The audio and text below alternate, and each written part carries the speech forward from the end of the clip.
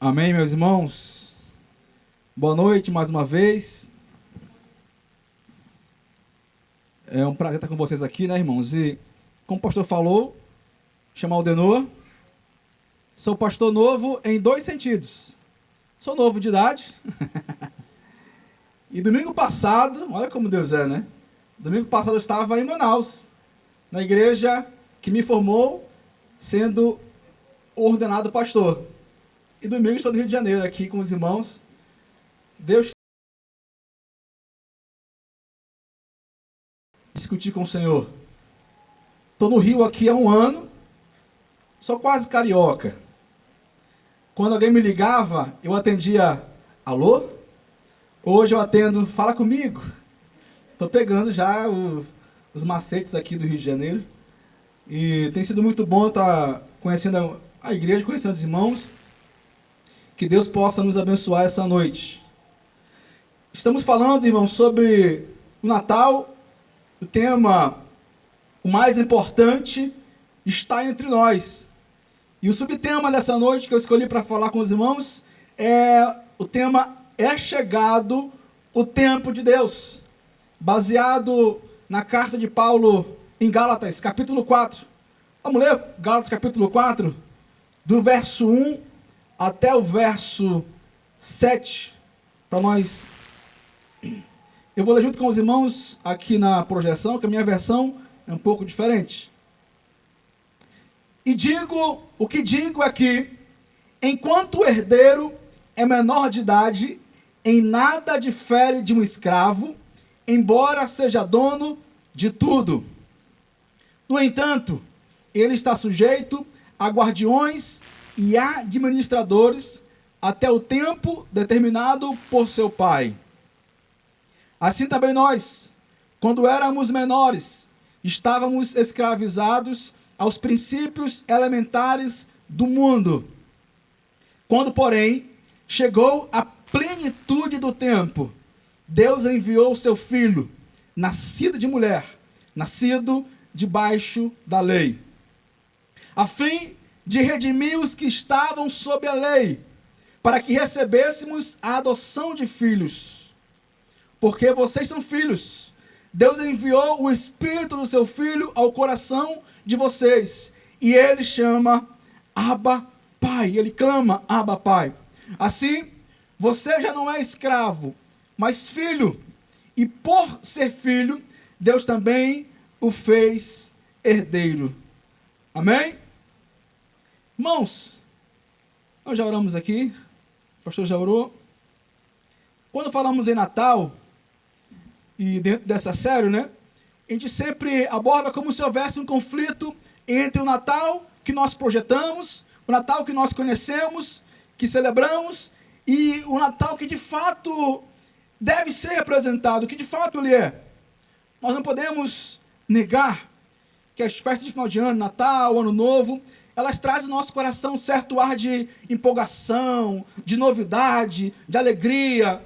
Alguns fazem planos, olha, ano que vem eu vou para a academia, ano que vem eu vou começar a nova faculdade. Então, como se a virada do ano representasse, trouxesse para nós um certo ar de novidade, de coisas novas. E, em partes, isso não é mentira, não há problema nisso. Certamente, você tem lembrança dessa época, e eu poderia falar para vocês aqui algumas das minhas lembranças. Essa época, para mim, traz boas lembranças. A minha família sempre foi numerosa. Eu tive 6 irmãos, tenho 6 irmãos. Minha avó teve outros filhos, eu tenho vários tios. E quando éramos criança, não faz muito tempo, né, irmãos? Nós íamos para casa da nossa tia. E era muito divertido porque estavam todos os primos reunidos ali. E tinha comida, tinha bebida, tinha presentes. Às vezes tinha sempre um tio meu que se enfeitava de Papai Noel. Então, Papai Noel presente aqui. E quando dava meia-noite, nós íamos lá para fora, olhar os fogos de artifício, os foguetes, né? E eram muitos fogos. Depois, todos se abraçavam e diziam Feliz Natal, Feliz Natal. Todo mundo se abraçava, era algo maravilhoso. Eu lembro muito bem dessa cena. E eu cresci quando criança, vendo esse momento, o que eu chamava de magia de Natal. um momento que simboliza um ar de família, perdão, de alegria. E eu cresci como criança com essa ideia de Natal. Depois eu conheci a Cristo e passei a olhar o Natal com outros olhos. E nessa noite, eu não quero criar traumas em vocês e dizer que isso é errado, esqueçam isso. Mas eu quero que vocês olhem o Natal hoje com outra perspectiva. Eu quero que vocês olhem o Natal através das lentes de Paulo e da sua carta a carta de Gálatas. E antes de falar sobre o texto mesmo em si, eu queria fazer alguns comentários para que nós pudéssemos entender por que Paulo cita aqui em sua carta sobre, por exemplo, a plenitude do tempo. É bom nós entendermos, e quando Paulo escreve essa carta, e essa carta, segundo os teólogos, a maioria deles entende, que é uma das primeiras cartas, primeiros registros, o livro mais antigo, em que Paulo escreveu depois de ter feito a sua primeira viagem ou sua segunda. Os autores defendem, em sua maioria, que foi logo após a sua primeira viagem.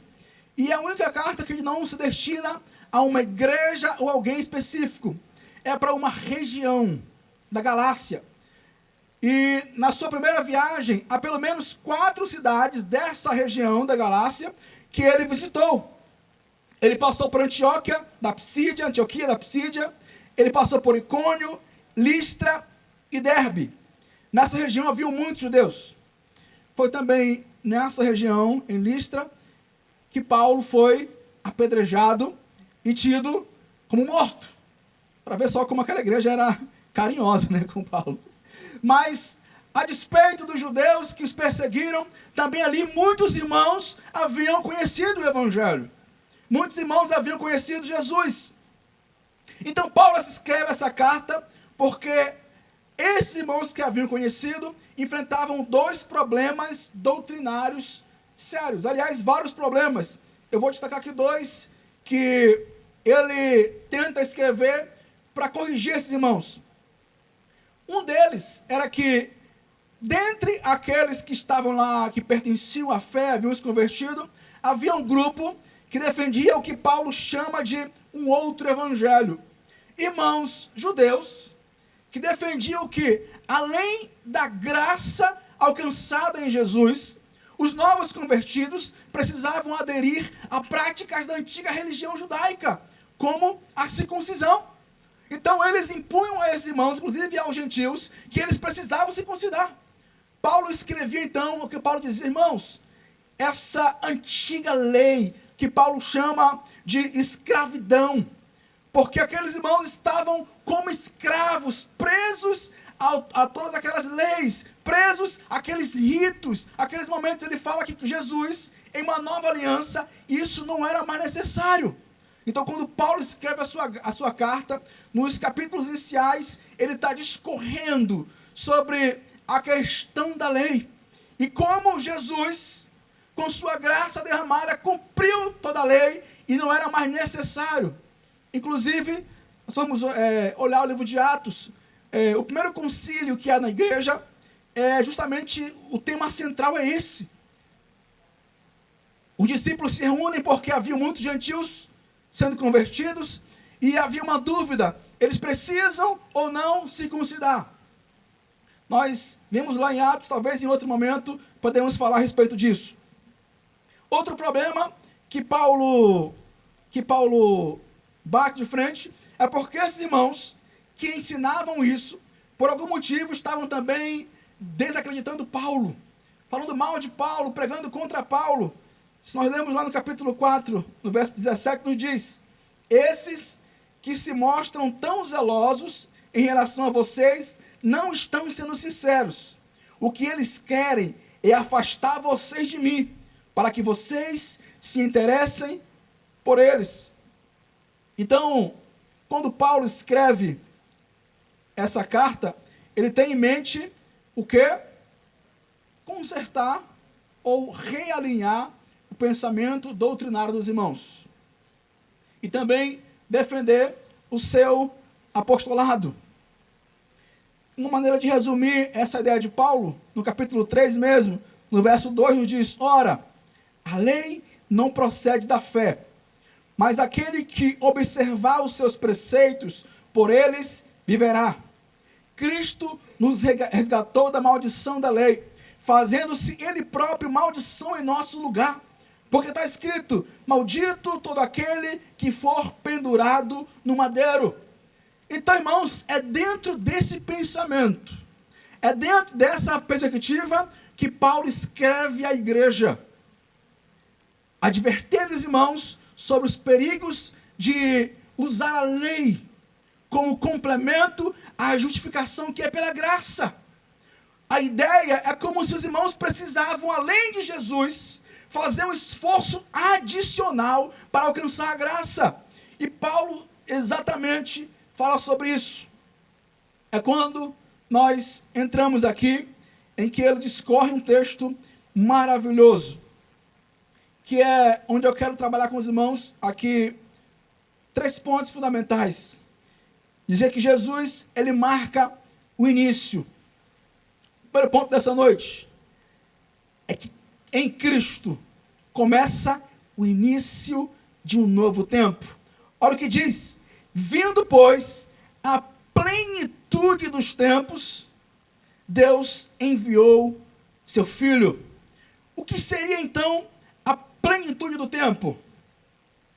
Já parou para pensar o que quer dizer? O que Paulo quer argumentar quando fala que na plenitude do tempo? A ideia, irmão, de plenitude é ápice, é o máximo, é o ponto máximo pré-determinado por Deus. Se você for qualquer comentarista bíblico que fala sobre esse texto, ele destacará alguns pontos interessantes. O que Paulo quer dizer? Irmãos, no tempo determinado por Deus, no ápice da história, ele enviou o seu Filho. Nós podemos provar isso por alguns aspectos. O que ele quer dizer? Que Jesus veio numa época determinada por Deus e numa época preparada por Deus. Ele não veio como obra do acaso. Jesus nasceu. Não, as profecias falavam a respeito dele. As profecias diziam que ele viria, mas Deus trabalhou em todo o universo, em todo o mundo moderno daquela época, para que Jesus viesse. Eu poderia citar aqui vários exemplos. Vou citar pelo menos 3 aspectos que mostram que Deus trabalhou nisso e facilitou a vinda de Jesus. Um deles, por exemplo, é a difusão da língua grega no mundo civilizado. Quando Jesus veio, Deus preparou. E o Império Grego, que antes do romano imperava ali, eles difundiam a cultura grega. É interessante pensar que os gregos, eles tinham uma característica. Quando eles dominavam um território, eles impunham, eles obrigavam aqueles povos a entenderem, a estudarem a sua cultura. Motivo pelo qual, quando Jesus veio, a língua grega era a língua universal. E isso foi primordial para que o evangelho fosse propagado. A prova disso é que o livro que eu li para vocês, ele foi escrito em grego.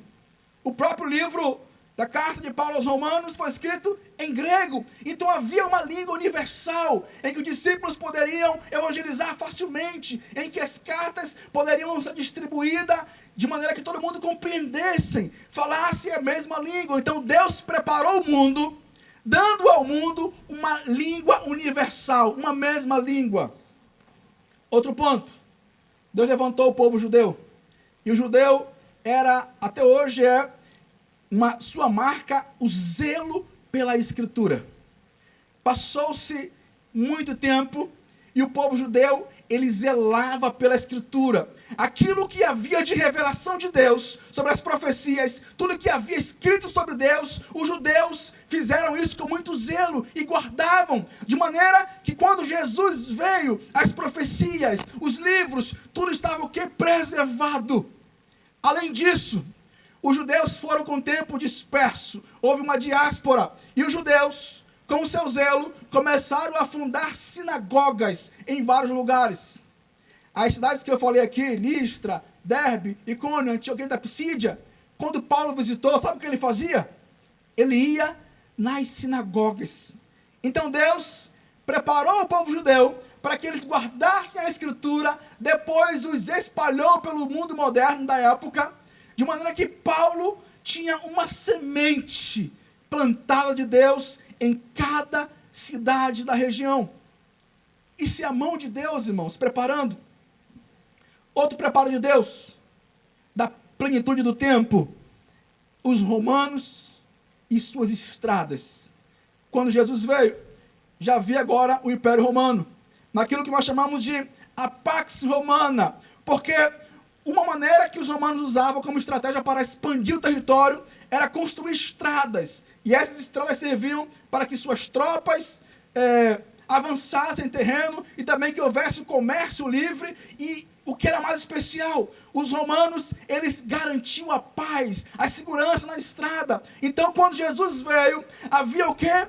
O mundo todo pavimentado, o mundo todo seguro, e o evangelho propagou com muito mais facilidade. Percebam, sem que as pessoas percebessem ali, Deus preparou o universo todo. Deus preparou o mundo daquela época, uma mesma língua, estradas, sinagogas dispersas, a moeda, até mesmo a filosofia grega. Deus preparou. Deus, o Senhor do tempo. Irmãos, uma coisa importante nós compreendermos. Eu lembro que na época da pandemia recente, aqui foi feio, em Manaus foi um caos. Um caos. Alguns irmãos chegaram até a duvidar. Será que Deus perdeu o controle e as coisas saíram dos quadros, saíram do lugar? Meus irmãos, Deus domina sobre o universo de maneira soberana. Tudo o que acontece está sob o seu domínio, o seu governo. Não pensem que a pandemia foi, por exemplo, uma falha na matriz, foi ali um escorregão. Não, Deus sabia de tudo, Ele domina sobre a história, Ele governa sobre tudo. E na plenitude do tempo, no ápice da história, quando Deus preparou, Ele então enviou o seu Filho. Começa então, irmãos, o início de um novo tempo. O Natal que nós celebramos começa há muito tempo atrás. Ele marca não somente o nosso calendário como antes de Cristo e depois de Cristo, mas o início de um novo tempo. Isaías nos diz, no capítulo 9, verso 1, mas a terra que estava aflita não continuará a obscuridade. O povo que andava em trevas viu grande luz, e aos que viviam na região da sombra da morte, resplandeceu-lhes a luz. Irmãos, é o início de um novo tempo. Natal em Cristo é o entendimento que estamos em um novo tempo, vivendo em novidade de vida. A plenitude do tempo. Outro ponto interessante, irmãos, que marca, é o que diz o texto: vindo, porém, a plenitude do tempo, Deus enviou o seu Filho, nascido de mulher, sob a lei, para resgatar o que estavam sob a lei. Qual o motivo pelo qual Jesus veio? Ele veio o quê? Para nos resgatar. Eu quero com os irmãos tratar aqui esse segundo ponto. O Natal marca o início da redenção dos filhos de Deus. Eu quero fazer só aqui um parêntese aqui, que eu trato aqui o texto de maneira cronológica. Nós estamos falando para o Natal, porque é claro que a redenção, ela começa muito antes. Ela começa na eternidade. Quando João em Apocalipse tem uma visão, ele fala que ele viu um cordeiro que foi morto quando? Antes da fundação do mundo. Então a nossa redenção, ela acontece, ela inicia muito antes que nós nascêssemos, mas de maneira cronológica, na plenitude do tempo, ela inicia com o nascimento de Jesus. Deus então em Jesus revela o seu plano de salvação, o plano de redenção. Ao longo do Antigo Testamento, muitos sinais apontavam para Cristo, muitas revelações, mas tem uma revelação que eu acho maravilhosa. tem uma revelação que eu acho fundamental sobre a redenção dos filhos de Deus. Tem um livro que vocês conhecem, o livro de Jó, que é interessante. O livro de Jó, segundo os teólogos, é um dos livros mais antigos, ou ele é datado antes mesmo do Pentateuco. Interessante pensar nisso, que a história de Jó é muito emblemática, digna de cinema, que ele tinha tudo, era um homem temente a Deus. De repente, ele começa a perder tudo, perde seus bens, sua casa, sua família, sua saúde, ele então é envolto em chagas, e lá pelo capítulo 19, Jó está no ápice da sua podridão. Ele então começa a praguejar, começa então a falar dos males que vêm sobre ele, até que no capítulo 19, verso 25, ele exclama, Deus revela a Jó sobre a redenção, ele fala, porque eu sei que o meu Redentor vive, e por fim se levantará sobre a terra. Jó tem a revelação da parte de Deus, que o Redentor dele, só há um Redentor, não há outro. Ele diz que meu Redentor, o quê? Vive. E de fato Jesus não havia sido manifesto, mas ele já era vivo na eternidade. Ele fala que por fim se levantará sobre a terra. O tempo que Jó falou, que por fim se levantará, chegou. É a plenitude do tempo. Deus revela a Jó que o seu Redentor estava vivo e que no tempo oportuno ele se levantaria, e de fato o nosso Redentor está vivo. Natal é o início da redenção dos filhos de Deus. Nós nem judeus somos, irmãos. Talvez nem conheceríamos a graça. Talvez não, certeza, nem estaríamos aqui reunidos, se não fosse o quê? O nascimento, a morte e a redenção de Jesus. Então, irmãos, a redenção, ela inicia nesse aspecto cronológico com o Natal. Então, quando celebramos Natal, sim, nós recordamos o quê? O início de um novo tempo. Também recordamos o quê? Que o Senhor veio para nos redimir, para nos salvar. É maravilhoso pensar nisso. Porque o sacrifício de Jesus foi tão grande, o sacrifício dele foi tão grande, que quando Paulo escreve a sua carta em Romanos, ele fala que ele veio redimir não somente a nós, mas também a natureza, a criação. Romanos capítulo 8 diz, verso 22 e 23, porque sabemos que toda a criação, a um só tempo, geme e suporta angústias até agora. Ele fala que a criação geme, a criação implora, e não somente ela, mas também nós, que temos as primícias do Espírito, igualmente gememos em nosso íntimo, aguardando a adoção de filhos, a redenção de nosso corpo. A redenção é uma obra de Cristo, que nos torna seus filhos. A boa notícia nesse Natal, e nas Sagradas Escrituras, irmãos, é que não há nada que você faça, nada que nós façamos, que possa interferir, ou que possa nos fazer merecedores, porque a redenção é um dom gratuito de Deus. Que maravilhoso é isso, irmãos.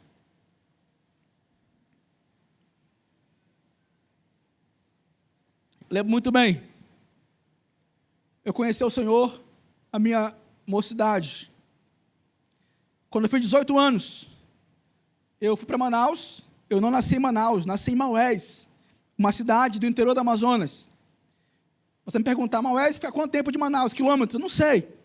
Maués fica a 1 dia de barco de Manaus. A Amazonas não tem estrada. Então, o amazonense, a localização dele é por dias de barco. A minha cidade fica a 1 dia de barco. A outra cidade é 2 dias de barco. A minha cidade ficava a 1 dia de barco de Manaus. Cheguei em Manaus. Eu sou fruto de um trabalho missionário da nossa igreja lá em Maués, e eu comecei a liderar os jovens da igreja, de jovens na igreja. Eu trabalhei para que nós fôssemos fazer uma viagem em Maués, fizemos promoções, fizemos a cantina, e no ano seguinte fomos uma caravana de Manaus para Maués com mais ou menos uns 20 jovens. Na época minha esposa ainda era minha namorada, na época, amor, já? Minha namorada ainda, não éramos casados ainda, foi também. E a nossa estratégia era o seguinte, a gente ia para Maués, éramos 20 pessoas, nos juntamos lá com uma equipe também de Maués, tinha lá uns 15 jovens, só jovem. Nós íamos para comunidades ribeirinhas. Os irmãos já vão entender porque eu estou falando dessa história. Como que era a estratégia?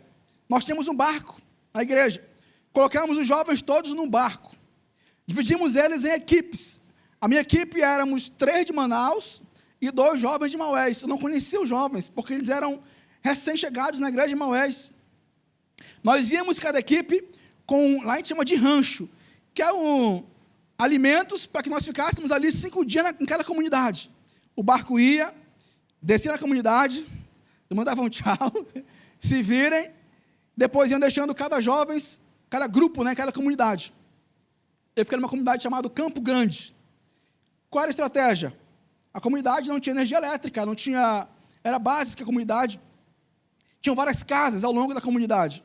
De manhã, nós íamos de casa em casa, conversando, entrando, evangelizando, e nossa missão era procurar uma casa, para que nós fizéssemos à noite um culto.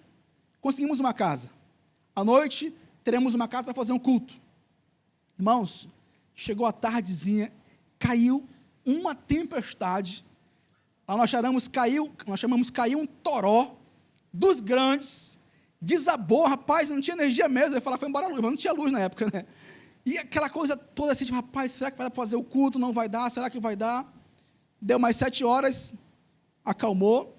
Eu falei, irmãos, vamos lá para a nossa missão. Levantamos, pegamos nossas lanternas, andamos ali, eram uns 15 minutos, mata dentro, andamos, chegamos na casa dos irmãos, lá estava esperando a gente. Senhorzinho, humilde, meus irmãos, que bom que vocês vieram.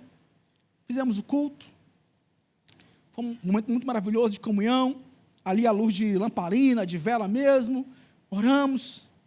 No final, eu pedi para que nós pudéssemos orar. E eu fui orar nesse momento. Por algum motivo que só o Senhor sabe, comecei a orar. Senhor, muito obrigado, porque nos trouxe até aqui essa casa. Obrigado, porque o Senhor nos trouxe em segurança. Obrigado, porque o Senhor morreu por cada um de nós. Obrigado porque você morreu pelos pobres. Obrigado porque você morreu pelos ricos. Obrigado porque você morreu pelos ribeirinhos. Obrigado porque você morreu pelos ladrões. Obrigado porque você morreu pelos homossexuais. Obrigado porque eu comecei a falar um monte de coisa. E nós nos despedimos. Amém. No caminho voltando para o nosso grupo, um de nossos irmãos que foram conosco ficou para trás. E eu notei que ele estava chorando muito. Eu aproximei dele. Era um jovem novo, que tinha acabado de entrar na igreja, estava ainda conhecendo. Ele estava chorando como uma criança. Eu falei, meu amigo, tudo bem com você? Ele falou para mim, meu apelido é Ike. Eu tenho que te falar uma coisa. Ele falou, eu sou homossexual. Não tenho nenhum problema quanto a isso, irmãos. O que ele quis dizer para mim, olha, eu sempre vi a igreja pregando e nos colocando como se fossem os piores pecadores da face da terra. De maneira que eu cresci entendendo que para que eu fosse para a igreja, eu precisava abandonar as minhas práticas, precisava me sacrificar para que Jesus me aceitasse. E eu carrego esse fardo, porque para que o Jesus me aceite, eu preciso me dispor disso, tirar isso de mim. Eu falei, meu irmão, a graça do Senhor, ela é tão abundante, que você não precisa fazer nada. O Senhor que opera em sua vida, independente da sua situação, Deus morreu pelos teus pecados. E eu abracei ele, nós choramos juntos, e foi tão gostoso aquele choro, porque foi um choro que eu havia entendido, que Deus havia alcançado o coração dele. Muito mais que o coração, Deus alcançou a mente dele, e ele compreendeu que não precisava o esforço, não precisava fazer nada, a graça era algo que ele não merecia, mas Deus dava a ele. E mais, a graça, ela é irresistível. Essa graça irresistível alcançou o coração daquele jovem. Meus irmãos, quando a Bíblia diz que ele veio para resgatar os que estavam sobre a lei, porque de fato ele veio nos resgatar e não cobrou nada disso, irmão, isso é de graça, é um dom gratuito de Deus. Não é por mérito meu, não é por esforço, não há nada que eu possa fazer que justifique, mas ainda assim, Ele nos amou. Essa história toda foi para contar, porque marcou muito a minha vida. Que esse jovem vivia sob a lei. O entendimento dele, ele tinha uma carga pesada, porque ele precisava cumprir um pré-requisito, para que Deus o aceitasse. Mas o Natal é o início da redenção dos filhos de Deus. E a redenção, irmãos, ela é uma obra de Cristo. E a boa notícia nesse Natal e na Escritura é que nada do que nós façamos irá mudar isso.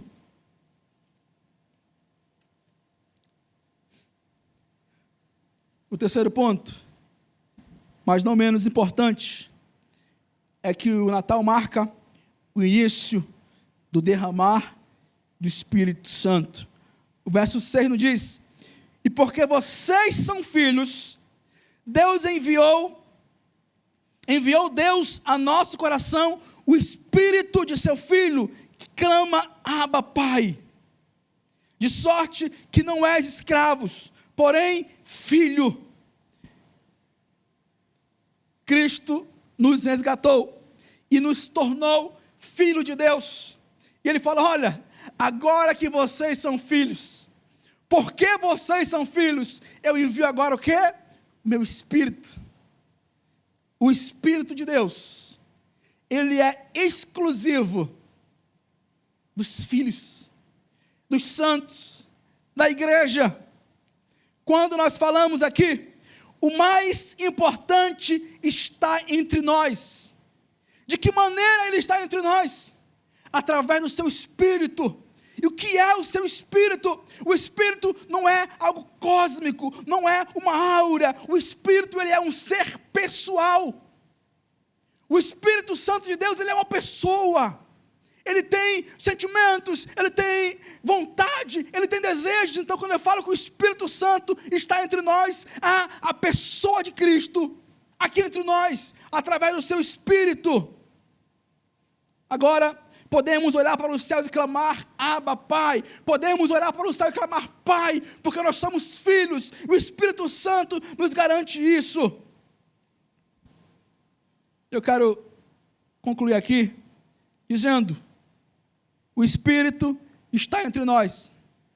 E daí? O que importa? Que importância ou que diferença isso faz em nossa vida? Não é bonito? Cristo está entre nós, o seu Espírito está entre nós. O que acontece na prática, irmãos, me perdoem, eu não consigo olhar a Escritura e enxergar ela como um livro apenas teórico. Mas a Escritura, ela tem a sua teoria, mas se ela não virar prática em sua vida, não há proveito algum. O que acontece? Que efeito que há o fato de o Espírito Santo estar entre nós? E eu vou contar uma outra história.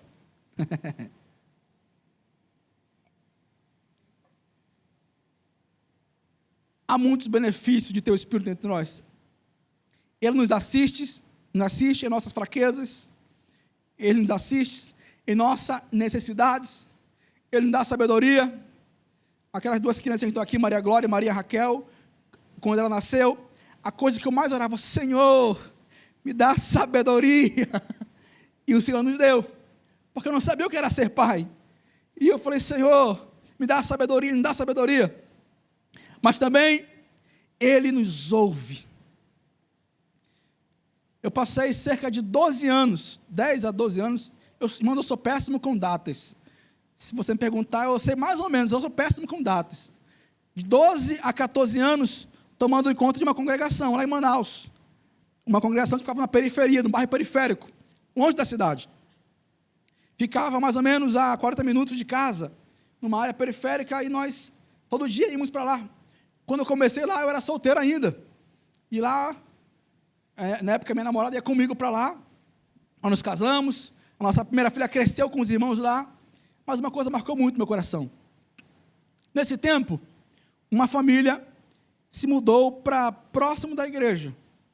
Uma família com muitos problemas, principalmente financeiros.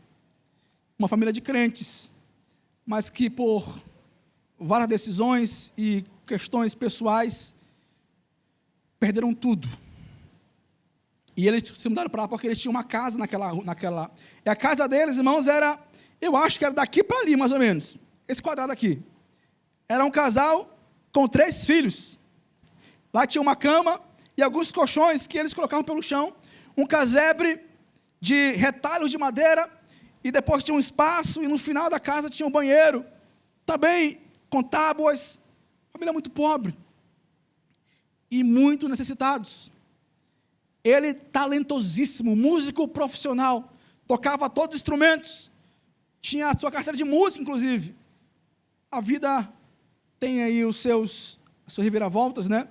O fato é que, enquanto eles estavam conosco, estavam com uma dificuldade muito tremenda. Nós o ajudávamos muito, mas sabíamos que eles estavam tão carentes a ponto de passar fome mesmo, não ter que comer. Certa vez, tínhamos apenas uma filha ainda, a Maria Glória.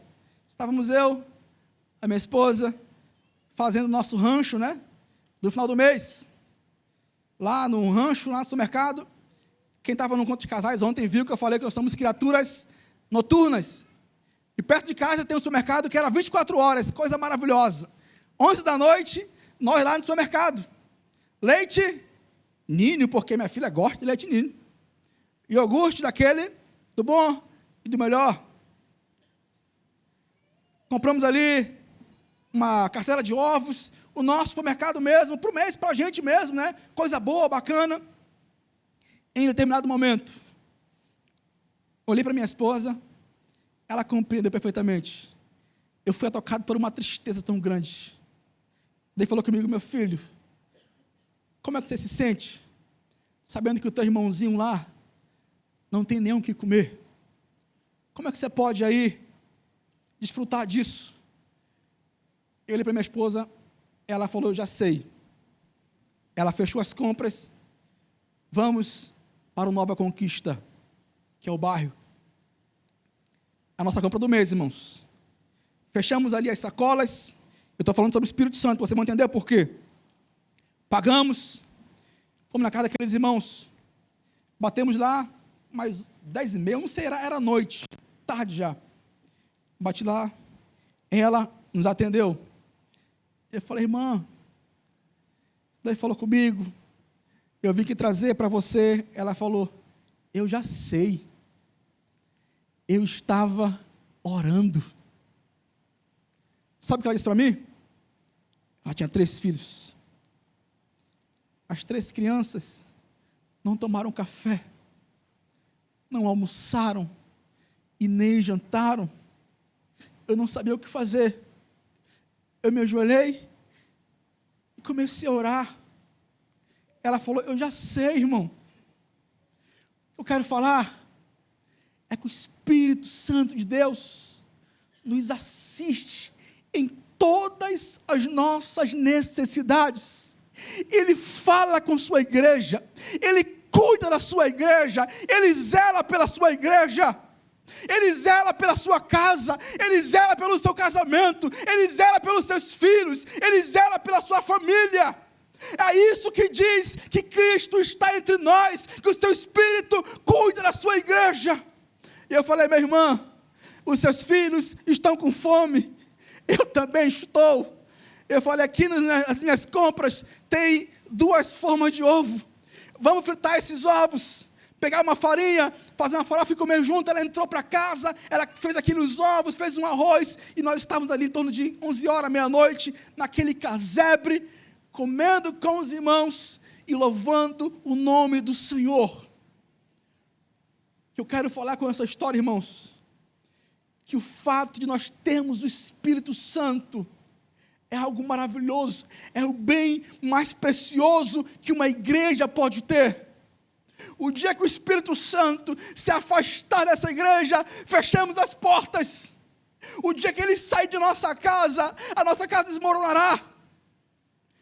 O Natal, ele está aqui, o seu Espírito está entre nós e ele nos assiste. Para encerrar, irmãos, quero daqui minhas últimas lições.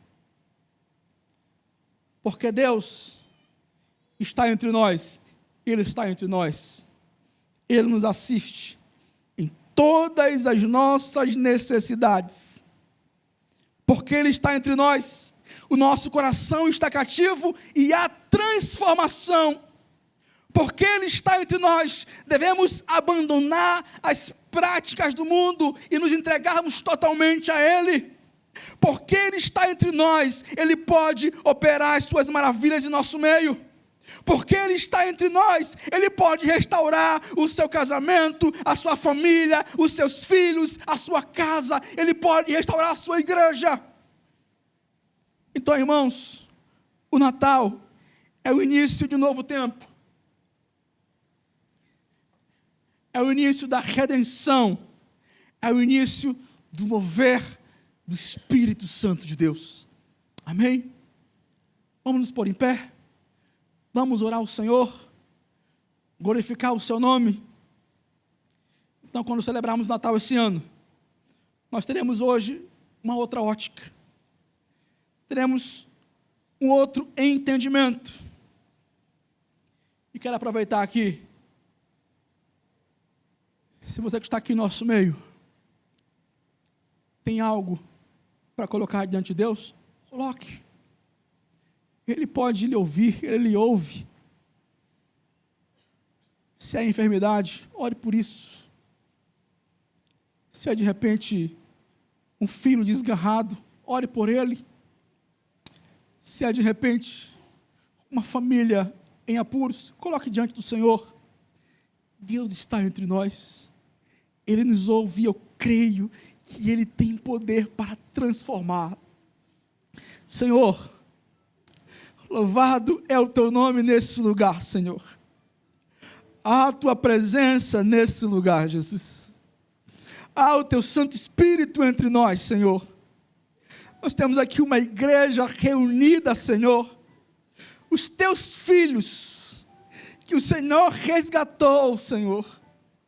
E como nos diz a Tua palavra, porque nós somos Teus filhos, o Senhor nos derrama em nosso coração o Teu Espírito, Senhor. E o Teu Espírito é o Senhor entre nós. Por isso, Pai, visita cada coração aqui nessa noite. Alcançado, restaura a força. Aquele que perdeu a esperança, renova nessa noite, no poder do Espírito Santo, Senhor Deus, a força, a esperança. Ao enfermo, restaura a saúde, Senhor Deus.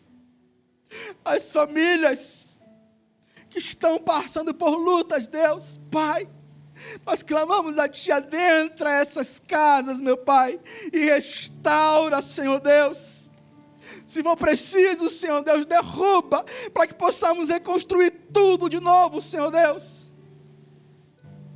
Aqueles que vieram aqui, atrás de uma resposta, e não encontraram, que encontrem nessa noite a paz que há no Senhor Jesus.